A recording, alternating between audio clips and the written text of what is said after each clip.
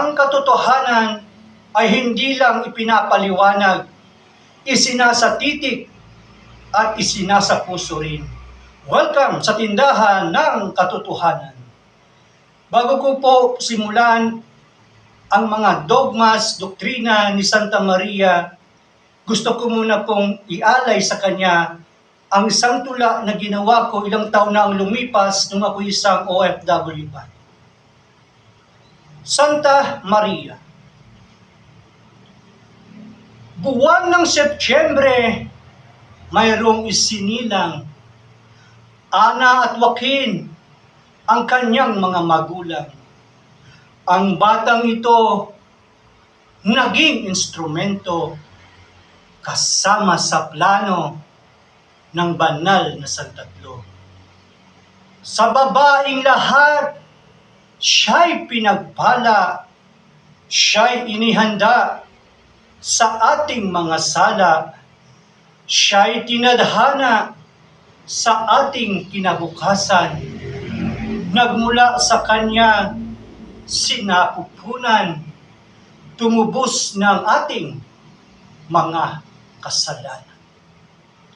Siya ang babaeng walang kapintasan, kababaang loob niya'y di matatawaran, walang kasing katulad ang kanyang kalooban, dungis sa kaluluwa, hindi siya makikitaan. Yan si Maria, ubod ng kabutihan.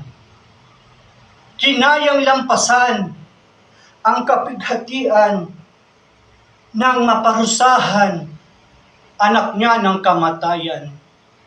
Kagalakan naman kanyang naramdaman nang may sa katuparan ng banal na kasulatan.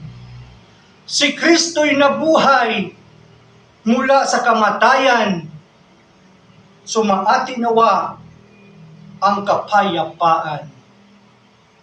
Sa pagtatapos ng buhay ni Maria, sa mundong puno ng pakikibaka, siya'y iniakyat sa kalangitan ng Panginoon ng sangkatauhan.